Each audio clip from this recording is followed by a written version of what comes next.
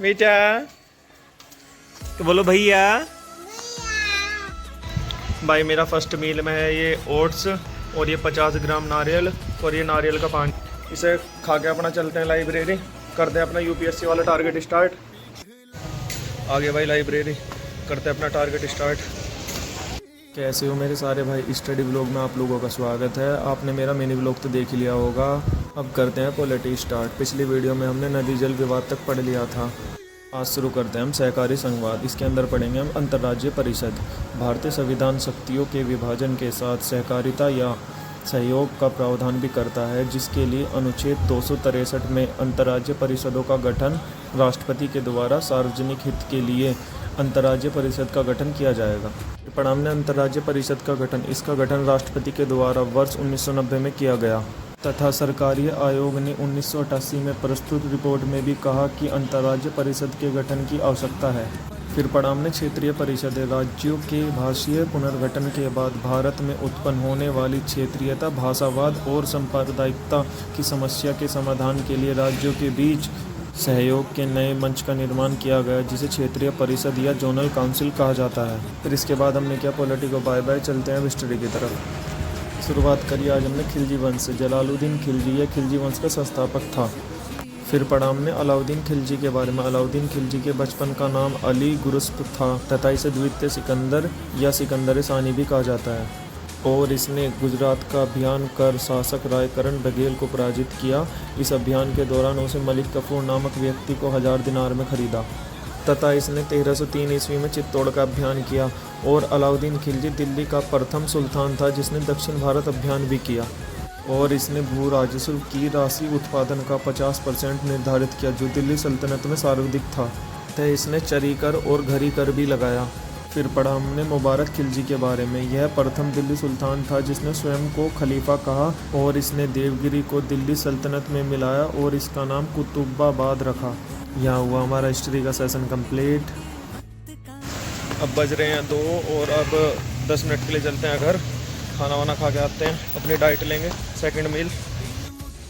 भाई आज दाल तो नहीं बन पाई, पर ये 6 अंडे की भुर्जी है और थोड़ी सी सीताफल, एक रोटी।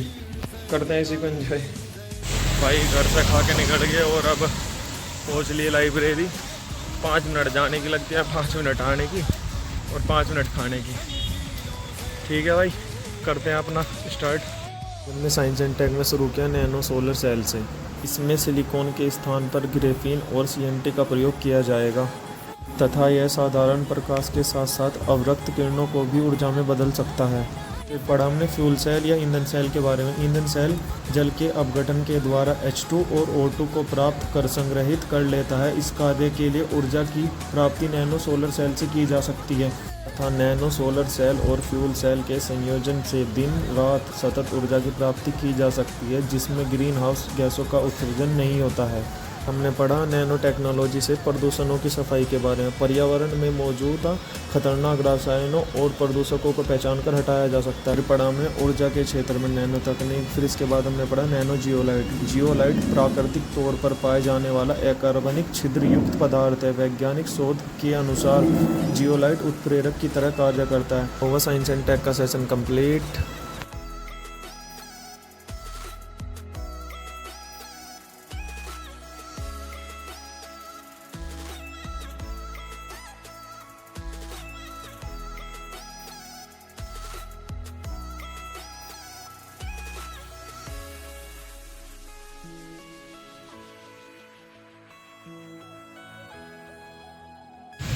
भाई आज का टारगेट हुआ मेरा कंप्लीट। आज था मेरा 9वां दिन और भाई मौसम हो रहा है मस्त, बारिश आ रही है हल्की हल्की, तो ऐसे में चाय तो बनती है। आ गया भाई मैं घर। चाय अक्षो बेटा तो बोलो भैया। पीते अब चाय। भाई ये है मेरी दूसरी डेस्क, यहाँ मेरा पीसी और यहाँ पे मैं अपने एडिटिंग के काम वगैरह करता हूँ। भाई चाय पीने के बाद ऐसी नींद आई, बारिश बहुत तकड़ी हो रही है। अब भी लेते हैं हम नाइट की। अपना चावल है और ये 1 गिलास मट्ठा है। फिर इसके बाद अपना 2 घंटा और पढ़ेंगे।